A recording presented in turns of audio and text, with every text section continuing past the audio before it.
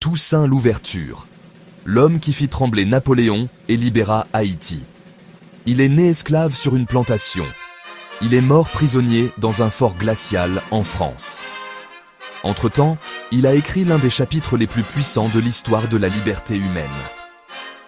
Toussaint Louverture, stratège politique, chef militaire et libérateur d'Haïti, est le symbole d'une révolte noire qui changea le monde. Découvre son parcours exceptionnel. Replonge dans l'histoire vraie de la première révolution des esclaves victorieuses. Réécrivons ensemble l'histoire des héros noirs effacés.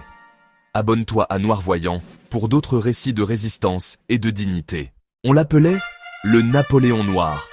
Mais ce nom est une injustice, car Toussaint Louverture ne copiait personne. Il commandait, inspirait, libérait. Né vers 1743 sur une plantation de canne à sucre à Saint-Domingue, Haïti, Toussaint Louverture apprend à lire, à écrire et à penser. Ce savoir, interdit à la plupart des esclaves, devient son arme la plus redoutable. En 1791, une révolte éclate parmi les esclaves. Elle se transforme en révolution. Et bientôt, Toussaint prend le commandement.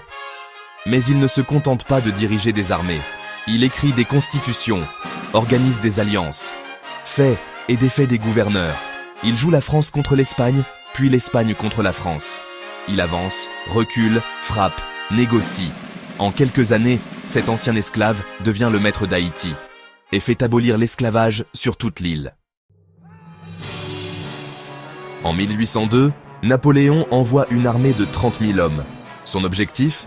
Reprendre Haïti et rétablir l'esclavage.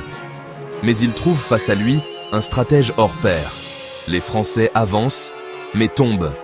De la guerre, de la maladie et du génie militaire de Toussaint. Mais l'histoire tourne.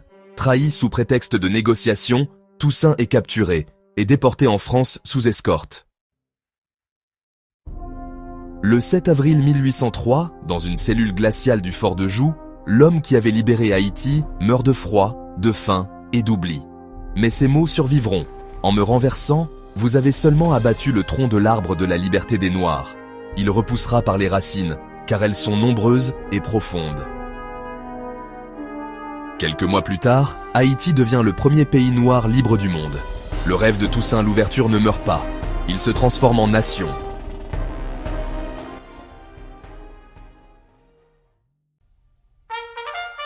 L'histoire de Toussaint, c'est l'histoire d'un homme qui n'a jamais oublié ce que valait un être humain.